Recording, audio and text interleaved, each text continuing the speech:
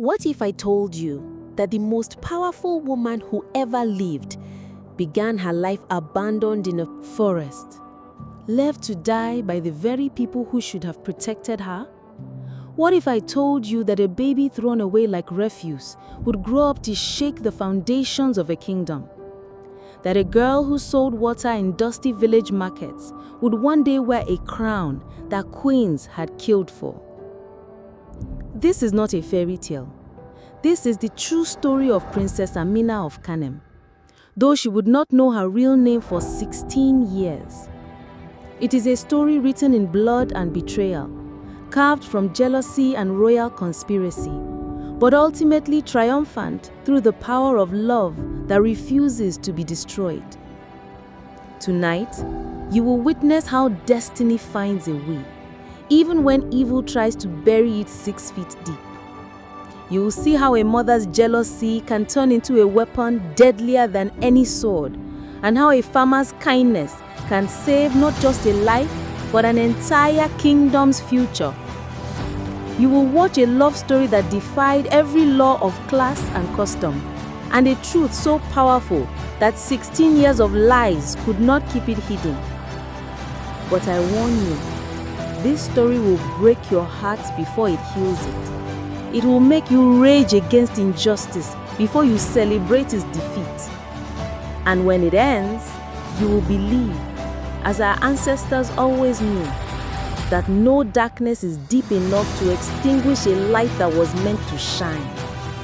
So settle in, because what you're about to hear is the legend of how a lost princess found her way home, and how home was never a place, but the hearts of those brave enough to love her. Long ago, in the ancient Kingdom of Kanem, where the Sahara Desert meets the green lands of the south, there stood a realm that was the envy of all Africa. Its capital city gleamed like a jewel in the desert sun, with markets overflowing with gold, ivory, and spices from distant lands. The palace rose like a golden mountain from the heart of the city, its walls holding centuries of royal history and power. But this kingdom held a secret darker than its deepest dungeons. For in those same golden halls where justice was supposed to reign, jealousy had taken root like a poisonous vine, growing stronger with each passing day, fed by fear and watered with innocent blood.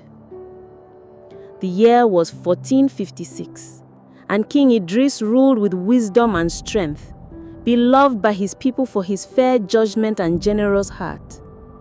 His brother, Prince Musa, was equally beloved, a warrior poet whose very presence brought light to any room he entered. When Prince Musa married the beautiful Princess Kemi, the kingdom celebrated for 7 days and 7 nights, for theirs was a love that seemed blessed by the ancestors themselves. But in the shadows of celebration, Queen Zara watched and calculated. She had given the king only one son, Prince Aliu, and for years she had carefully positioned him as the rightful heir to the throne. Every decision, every alliance, every breath she took was designed to secure her son's future as the next king of Kanem. But what she had not planned for was the night that would change everything. The night when Princess Kemi would give birth to a daughter bearing the sacred crescent mark, the sign that marks the truest royal blood of all. On that night, as you will see, Queen Zara made a choice that would haunt the kingdom for 16 years. A choice so evil, so unthinkable, that when the truth finally came to light, it would shake the very foundations of everything the people believed about their royal family. But evil, as you will learn, carries within it the seeds of its own destruction. And sometimes, the most wicked act becomes the very thing that ensures good will triumph in the end. The stage is set. The players are in position. And destiny is about to unfold in ways that no one could have imagined. Princess Kemi's cries of labor echoed through the royal chambers as the midwives whispered prayers. When the baby emerged, the room fell silent. There, upon the child's tiny shoulder, glowed the sacred crescent mark, perfectly formed, as if painted by Allah himself. "She bears the sign of the ancient prophecy," the midwife whispered in awe. "This child is blessed beyond measure." Princess Kemi wept with joy as she held her daughter. "My little Amina," she breathed, choosing the name that meant trustworthy. The baby's skin seemed to shimmer with its own inner light, and when she opened her eyes, they held depths that spoke of royal destiny. But 3 chambers away, Queen Zara stood frozen at her window, having heard every word carried by the evening breeze. Her hands clenched into fists as the terrible realization crashed over her. A baby girl, with the sacred mark, born to challenge everything she had built. Her son Aliyu slept peacefully in his bed, unaware that his claim to the throne had just been threatened by an infant who couldn't even hold up her own head. But Queen Zara knew the old laws.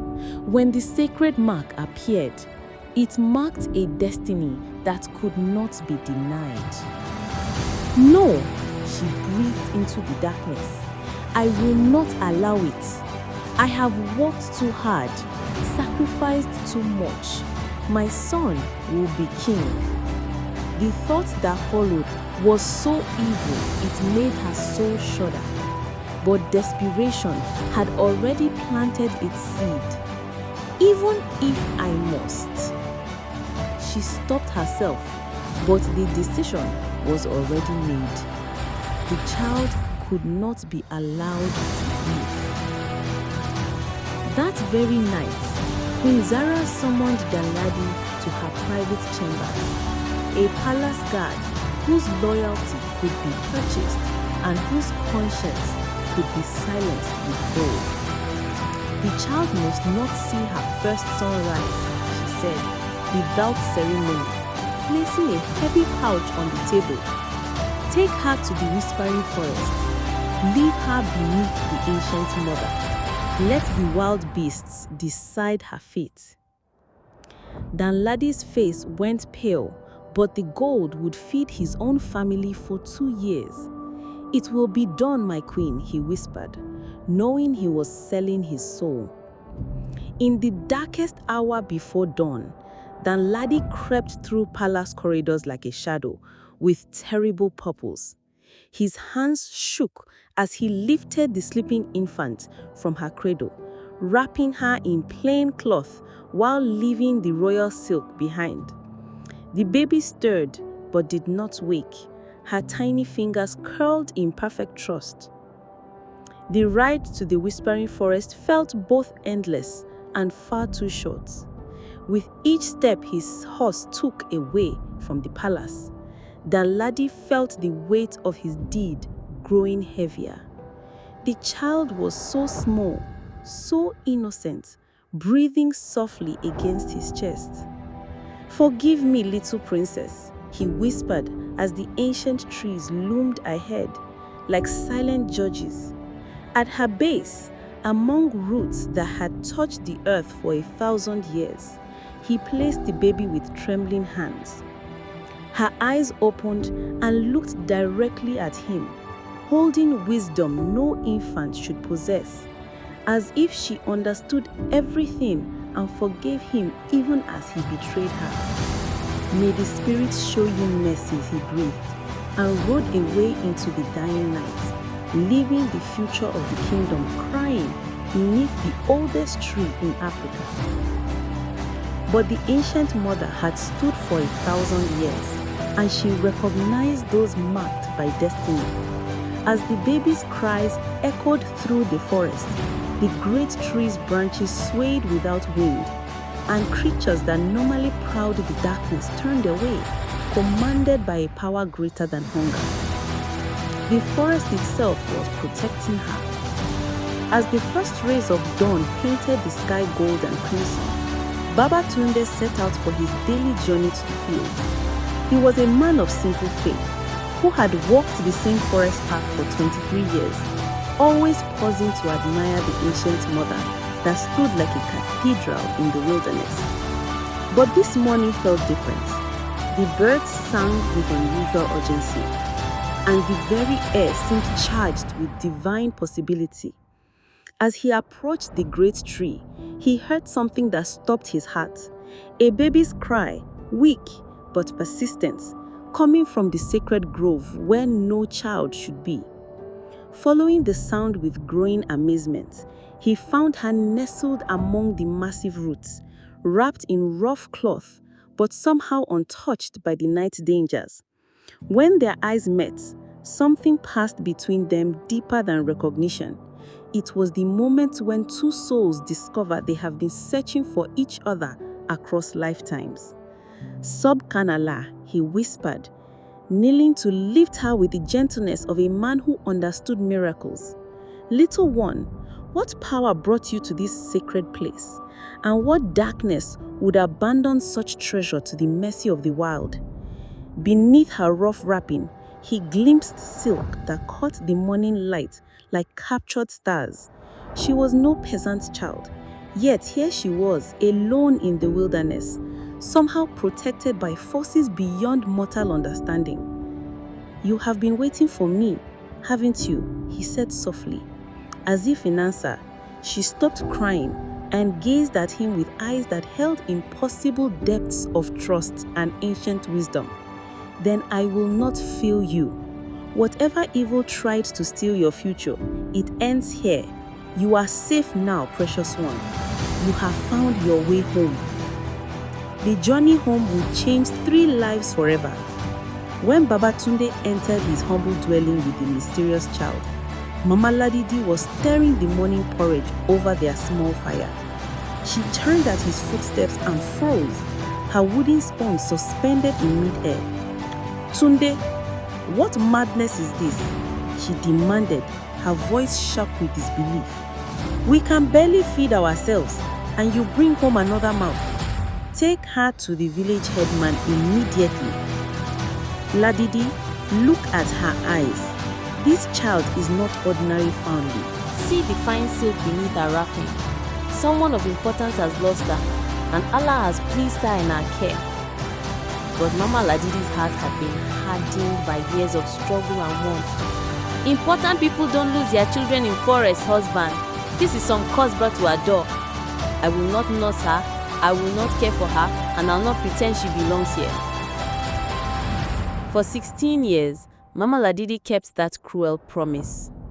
While Baba Tunde showed the child nothing but love, calling her Khadija and treating her as his own daughter, Mama Ladidi treated her like an unwanted burden that had been forced upon her household. Khadija's childhood was a study of contrasts. In the mornings, when Baba Tunde was home, she knew warmth and affection. He would tell her stories of brave princesses and wise queens, stroke her hair and promise her that she was destined for greatness. But when he left for the fields, her world turned cold. "Khadija, fetch the water," Mama Ladidi would command without looking at her. "And don't spill a drop or you will go without supper." The water jars were heavy for a small child, but Khadija learned to carry them without complaint, her small back straining under the weight. While other children played, Khadija worked. She ground millet until her arms ached, swept floors until they gleamed, and tended the cooking fire in scorching heat.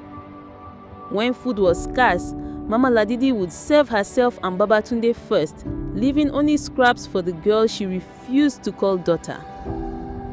"You are not my blood," she would mutter whenever Baba Tunde wasn't listening.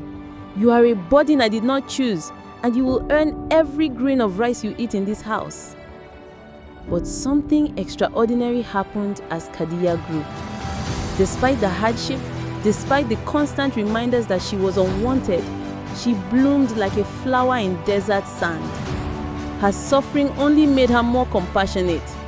When she saw other children crying, she would share what little food she had. When elderly villagers struggled with heavy burdens, her small hands would reach out to help.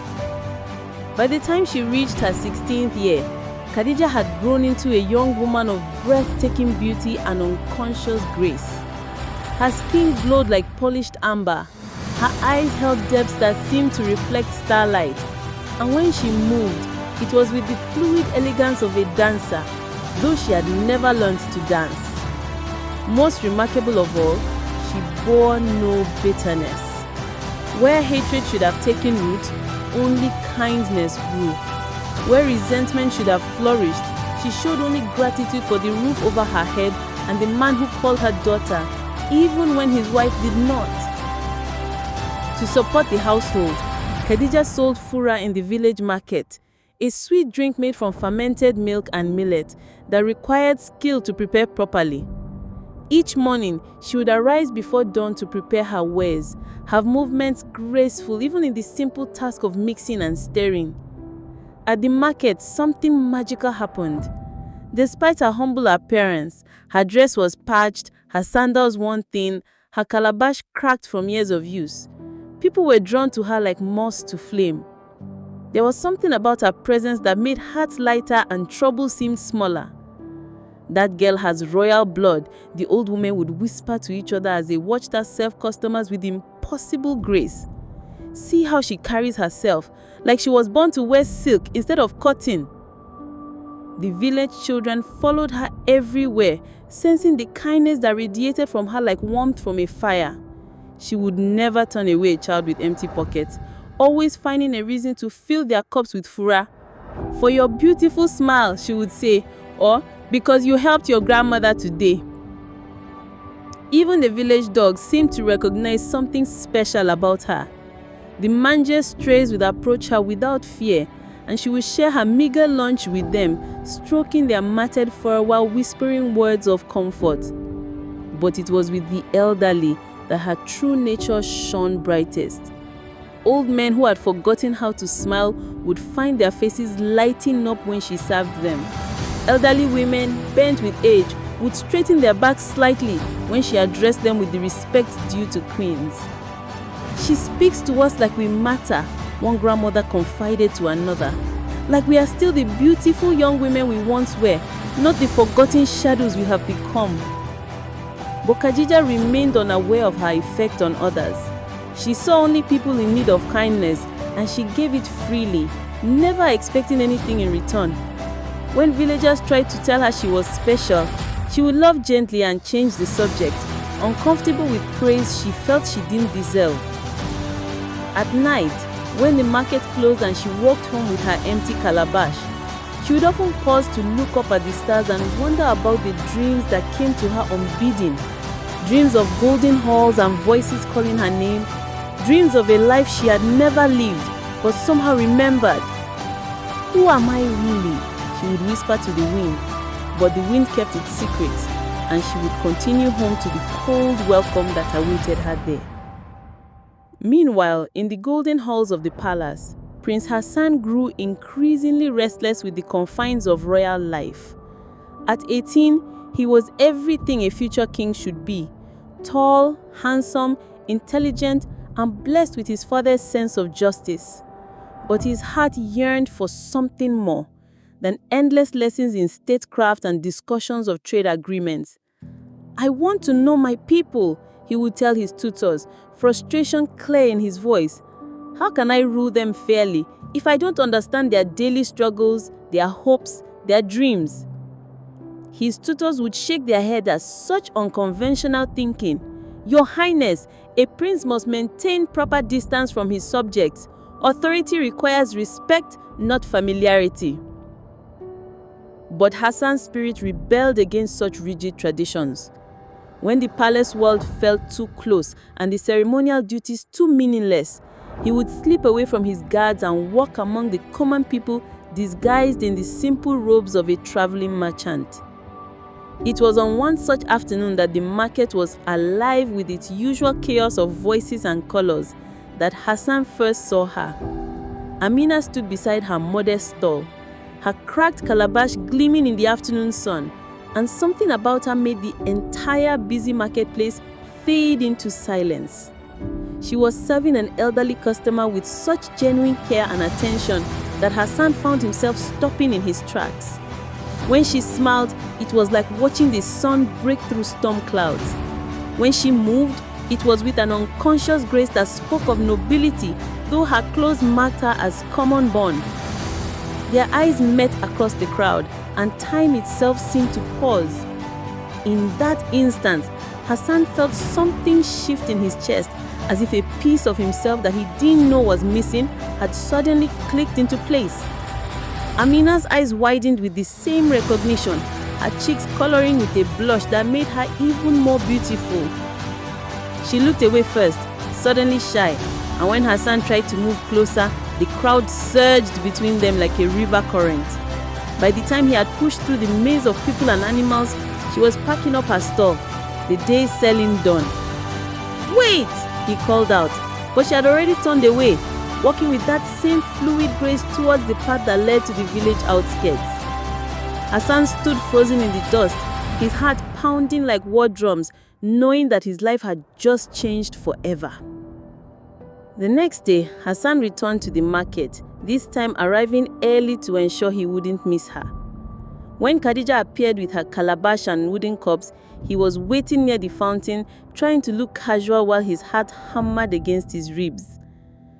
"Peace be upon you, sister," he said, approaching her stall with what he hoped was the easy manner of a regular customer. "I hear you sell the finest fura in all the market." Amina looked up at him, and again that strange recognition flickered in her eyes. "And upon you, peace, brother," she replied softly, "though I fear the market women exaggerate my skills." When she handed him the cup, their fingers brushed, and both felt the shock of connection run through them like lightning. Hassan had been served by hundreds of people in his life, but never had such a simple touch felt so significant. "What is your name?" he asked, although something deep inside him already knew the answer. "Khadija," she said, her voice barely above a whisper. "And yours?" "Hassan," he replied, omitting the royal title that would have changed everything. In this moment, he wanted to be just a man talking to a woman that made his soul feel complete. Day after day, Hassan returned to her stall. At first, they spoke only of simple things, the weather, the quality of her fura, the happenings in the market. But gradually, as trust grew between them, their conversations deepened. Amina found herself telling him things she had never told anyone. Her dreams of golden halls, her sense that she belonged somewhere else, her longing to understand why she felt so different from everyone around her. Hassan listened with the intensity of a man hearing prophecy because every word she spoke seemed to confirm what his heart already knew. "Sometimes I feel like I'm living someone else's life," she confided one afternoon as they walked together away from the market crowds. "Like there's a part of me that remembers things I've never experienced." "Perhaps," Hassan said carefully, "you are remembering who you were meant to be, not whose circumstance. But love, when it blooms in secret places, has a way of drawing attention from those who have forgotten what it looks like." In the palace, Queen Zara had spent 16 years sleeping peacefully, believing her greatest threat had been eliminated in infancy. Hassan Aliyu was now heir apparent. Her position as Queen Mother was secure, and the kingdom had long forgotten the convenient story of the baby princess who had died of illness shortly after birth. Yet, lately, disturbing whispers had begun to reach her ears through the network of spies and informants she had carefully cultivated over the years. Reports from the village market spoke of a girl of extraordinary beauty and grace, a young woman who moved with unconscious nobility despite her humble circumstances. "Tell me again about this fura seller," Queen Zara commanded her most trusted spy, a thin man named Omar who had served her for a decade. "What exactly makes her so remarkable?" Omar shifted nervously in the shadows of her private chamber.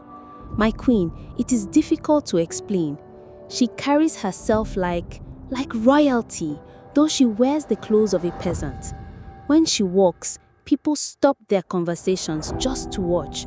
When she speaks, Her voice has a quality that reminds the old ones of court ceremonies. Queen Zara's blood began to chill. And her age? 16 summers, my queen. Perhaps 17. The exact age her greatest nightmare would be, if it had survived. Queen Zara's hands began to tremble as she asked the question that could destroy everything she had built. Does she bear any distinguishing marks? The villagers speak of her beauty, but I have not been close enough to observe details. However, Uma hesitated, seeing the dangerous gleam in his mistress's eyes. However what? Queen Zara's voice was deadly quiet. The strangest thing, my queen. She hums an old lullaby while she works, a melody I have heard before, though I cannot place where. It makes those who hear it feel peaceful, as if they are being blessed by angels. Queen Zara's face went white as desert sand. The royal lullaby, the sacred song that was sung only to babies of the bloodline, passed down from queen to princess for generations beyond counting. If this girl knew that melody. Bring me more information, she whispered, her voice barely audible. I want to know everything about her, where she came from, who raised her, what she dreams about at night, and most importantly, I want to know if she bears the crescent mark.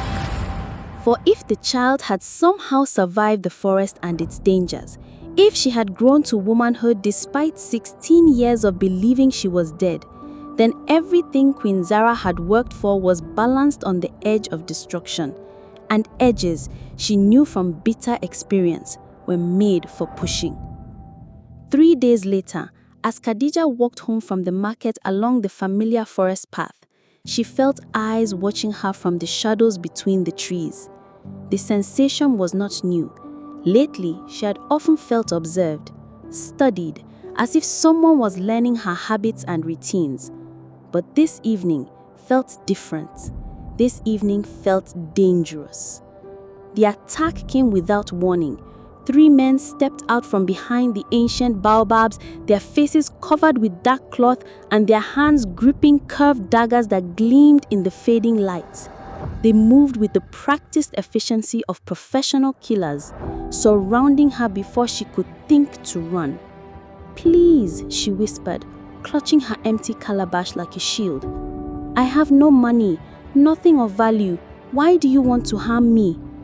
The leader of the assassins studied her face with cold calculation. Even in terror, she was beautiful, more beautiful than the reports had indicated. And there, visible through the torn shoulder of her dress, where branches had cut it, was the edge of what looked like a birthmark. "You have something more valuable than gold, girl," he said, raising his dagger. "You have a heartbeat that certain people would prefer to see stopped." But as he stepped forward to deliver the killing blow, the sound of hoofbeats thundered through the forest. Hassan appeared like an avenging spirit, his merchant robes abandoned for the practical leather of a man who knew how to fight. His blade sang as it left its sheath, and his voice carried the undistinctive authority of command. "Step away from her or face the consequences." The assassins hesitated, recognizing the voice of nobility when they heard it. But gold had already changed hands, and failure meant their own deaths. They turned to fight this unexpected defender, their daggers glinting as they moved to surround him. What followed was brief but brutal. Hassan fought with the skill of a man trained from childhood in the arts of war, his blade moving like liquid lightning in the growing darkness.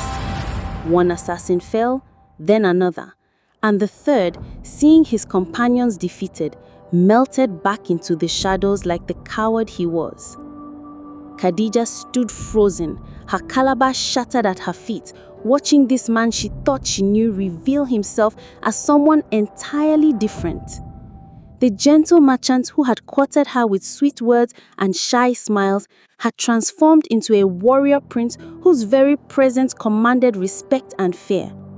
"Who are you?" she whispered, her voice trembling, not just from the attack, but from the growing realization that nothing about her life was what it seemed. Hassan sheathed his sword and approached her slowly, as if she were a frightened deer that might bolt at any sudden movement. Blood stained his clothes, and in the dying light he looked more like the prince he was than the merchant he had pretended to be. "My name is Hassan," he said gently, "but I have not been entirely truthful about who I am." He knelt beside her, careful not to touch her without permission, his eyes filled with concern and something deeper, a love that had grown beyond pretense. "I am Prince Hassan, son of King Idris, heir to the throne of Kanem." Khadija's world tilted on its axis. The man she had fallen in love with was not just noble-born, but royalty of the highest order, so far above her station that their love was not merely impossible, but treasonous. "A prince," she breathed, tears beginning to flow down her cheeks. "And I am nothing, just a village girl who sells fura in the market. What cruel fate made me love someone I can never have?" "You are nothing," Hassan said fiercely, his voice carrying a conviction that made her look up at him through her tears. "From the moment I first saw you, I knew you were extraordinary. The way you carry yourself, the wisdom in your words, the nobility that shines from your very soul. You are more royal in spirit than half the court ladies I have met." He helped her to her feet, his hands gentle but strong. "Someone just tried to kill you, Khadija. Professional assassins, not common thieves. That means someone powerful considers you a threat. But a threat to what? You're just a village girl, as you say. What could you possibly threaten?" The question hung in the air between them like a challenge to fate itself. What indeed could a humble fura seller threaten, unless she was something more than she appeared? "I don't know," she whispered, but even as she spoke the words, dreams and half-memories stirred in the depths of her mind. Golden halls, voices calling a name that wasn't Khadija, a birthmark that sometimes seemed to glow in the moonlight. "Come with me to the palace," Hassan urged. "You'll be safe there while we discover the truth about who wants you dead and why." Khadija looked around the forest that had been her daily path, at the shattered pieces of her calabash scattered in the dust, and at the blood that stained the ground where men had died trying to kill her. Everything familiar had suddenly become foreign and dangerous. "I'm afraid," she admitted. "I know," Hassan said softly, "but I will protect you. I swear by my father's crown and my own honor, no harm will come to you while you're under my protection." The journey to the palace was like entering a dream. Khadija had never seen buildings so tall, walls so magnificent, gardens so perfectly maintained. Everything gleamed with wealth and power that made her simple village life seem like something from another world. But strangest of all was how familiar it felt. As they walked through corridors lined with tapestries and past fountains that sang with flowing water, she found herself knowing which way to turn before Hassan could guide her. When they passed a particular archway, she stopped suddenly, her hand going to her throat. "I've been here before," she whispered, her voice filled with wonder and confusion. "In my dreams, I've walked these very halls." Hassan watched her carefully, noting how she moved through the palace like someone returning home after a long journey. When they encountered palace servants, they stared at her with the same recognition he had seen in the village market. They sensed that they were looking at someone important, even if they couldn't say why. "Your Highness," one of the older servants stammered, bowing deeply to Hassan while his eyes remained fixed on Khadija. "Forgive me, but the young lady, she reminds me of someone from a long time ago." "Who?" Hassan asked, though he suspected he already knew the answer. "Princess Kemi, may Allah grant her peace." Among those who heard the rumors was Hajiya Konde, the ancient midwife who had delivered every royal child for the past 40 years. Now bent with age and nearly blind, she had served the royal family since before her son was born, and her memory held secrets that younger people had forgotten. When her son sent for her, she came shuffling through the corridors with the help of her walking stick, her clouded eyes sharp with curiosity. She had delivered Princess Kemi's child 16 years ago, had been the first to see the sacred crescent mark, had sung the royal lullaby to the baby who was supposedly dead. "Bring the girl closer," she commanded in the cracked voice of great age. "These old eyes may not see far, but they remember what matters." Khadija approached the ancient woman with reverence, somehow understanding that she was in the presence of living history. When Hadija Konde's nailed fingers touched her face, tracing the line of her cheekbones and the curve of her jaw, the old woman's breath caught in her throat. "Allah be praised. It is you. You have your mother's eyes and your father's noble brow. But let me be certain." Her fingers moved to Khadija's shoulder, finding the birthmark with the accuracy of someone who had seen it before. Yes, the crescent of destiny, exactly as it was the night you were born. She turned to her son, her voice gaining strength as the magnitude of the discovery filled her with purpose. "Your Highness, this is indeed Princess Amina, daughter of your uncle, Prince Musa and Princess Kemi. I delivered her myself, sang her the royal lullaby, blessed her with the ancient prayers. She was stolen from her cradle on the very night she was born, and we were told she had died of fever." Her son felt the ground shift beneath his feet as 16 years of lies began to crumble. But who was still a baby princess, and why? Hadija Konde's face grew dark with remembered suspicion. There was only one person who had reason to fear this child's existence. Only one person whose ambitions would be threatened by the birth of a true heir to the throne. Queen Zara always resented that her son was not the only claimant to royal succession. The truth hit her son like a physical blow.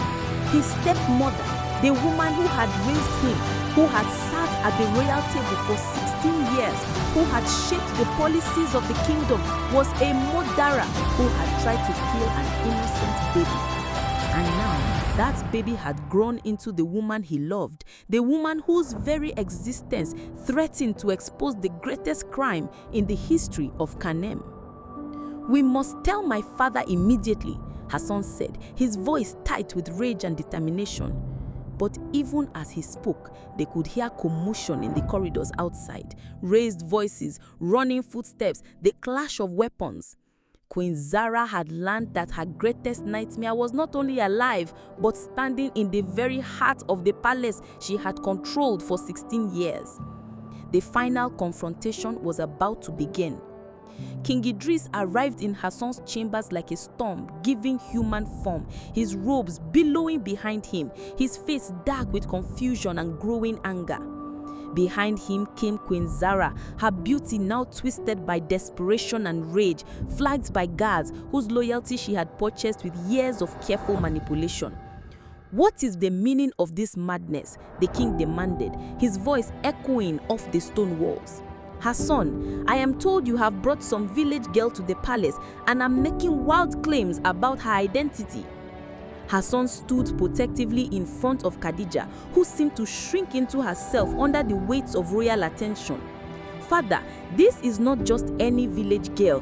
This is Princess Amina, your brother's daughter, who was stolen from her cradle 16 years ago and left to die in the forest."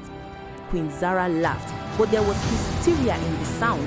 "Have you lost your mind, stepson? My husband, the boy has been bewitched by some clever peasant who has filled his head with impossible fantasies. Send her away before she does more damage." But King Idris was studying Khadija's face with the intensity of a man seeing a ghost. The resemblance to his beloved late brother was unmistakable. The same proud bearing, the same intelligent eyes, the same noble features that marked the royal bloodline for generations. "Show me the mark," he said quietly. With trembling hands, Khadija revealed her shoulder and the crescent birthmark that glowed faintly in the lamplight. The king's face went white and he staggered backwards as if struck. "It cannot be," he breathed. "My brother's child, we buried an empty coffin. We mourned for nothing." His eyes turned to Queen Zara with terrible understanding. "What have you done?" Queen Zara's mask finally slipped completely. She snarled, "I protected our family. I protected our son's rightful inheritance. That child would have destroyed everything we built together. So you tried to murder an infant?" The king's voice was deadly quiet. "I tried to save the kingdom from chaos," Queen Zara screamed. She was a threat that had to be eliminated. But her words were drowned out by a commotion at the chamber's doors. Danladi, the guard who had carried baby Amina to the forest 16 years ago, burst into the room with tears streaming down his weathered face. "Forgive me, my king," he sobbed, falling to his knees. "I have carried this sin for 16 years and I can bear it no longer. I took the baby princess to the forest on Queen Zara's orders and left her beneath the ancient mother, believing she would die. But Allah be praised, she lived, and I have prayed every day that someday I could ask her forgiveness." The room erupted in chaos. Guards moved to arrest Queen Zara, who fought like a cornered animal, screaming curses and threats. Palace servants who had gathered in the corridors wept with joy at the return of their lost princess. And in the center of it all, Khadija, Princess Amina, stood in shocked silence, trying to understand that her entire life had been built on a lie. King Idris approached her slowly, tears streaming down his royal face. "My dear niece, my brother's precious daughter, can you ever forgive us for not protecting you? Can you ever forgive me for believing you were dead?" Amina looked at this man who was her uncle, this king who was her family, and felt 16 years of questions finally receiving their answers. "I forgive you, uncle. How could you have known? The evil was well hidden." Queen Zara was dragged away in chains, her cries of rage echoing through the palace corridors. Her son Aliyu, learning of his mother's crimes, publicly renounced any claim to the throne and begged his cousin's forgiveness. The truth spread through the kingdom like wildfire, and by dawn, every person in Kanem knew that their lost princess had returned. But for Amina, the hardest part was yet to come. She was no longer Khadija, the humble fura seller who had known her place in the world. She was Princess Amina, heir to a throne she had never wanted, destined for a life she had never imagined. "I don't know how to be a princess," she confessed to her son as they stood together on the palace balcony, looking out over the kingdom that was now partly hers. And in the distance, they could see Babatunde approaching the palace, summoned by the king to receive the honor due to the man who had saved a princess and raised her with love when her own family believed her dead. The royal wedding of Prince Hassan and Princess Amina was celebrated for 7 days and 7 nights, just as their parents' wedding had been celebrated 16 years before. But this time, the joy was pure, untainted by jealousy or hidden evil. Amina wore the silk that should have been hers from birth, but her beauty came not from fine clothes or royal jewels. It came from the love that had sustained her through 16 years of hardship and had brought her home at last. The entire kingdom rejoiced. Peasants and nobles alike filled the palace courtyards, singing songs of the lost princess who had been found, the evil queen who had been defeated, and the love that had triumphed over every obstacle. But the moment that brought tears to every eye was when Princess Amina, resplendent in her wedding robes, walked to where Babatunde stood among the honored guests and knelt before him. "You are my true father," she said, her voice carrying clearly across the courtyard. "Not because you gave me life, but because you gave me love when I had nothing else. Will you walk me to my husband's side?" Babatunde, dressed in the finest robes the kingdom could provide, but still the same gentleman who had found a crying baby in the forest, lifted his daughter to his feet with tears streaming down his face. "It would be the greatest honor of my life," he whispered. And so the lost princess walked to her destiny on the arm of the man who had taught her that nobility comes not from birth, but from the choices we make and the love we give freely to others. And as the ancient blessings were spoken and the sacred vows were exchanged, the kingdom of Kanem was made whole again. Justice had triumphed over evil, truth had conquered lies, and love, the greatest force of all, had proven that no darkness is deep enough to extinguish a light that was meant to shine. The lost princess had found her way home, but more than that, she had discovered that home was never a place, It was the hearts of those brave enough to love her and the love she gave freely in return. And in the land of Kanem, where the desert meets the green earth and ancient baobab trees whisper secrets to the wind, they lived not just happily, but justly, ruling with the wisdom that comes only from those who have known both suffering and joy, and who understand that true royalty lies not in the crown you wear, but in the love you give to those who need it most.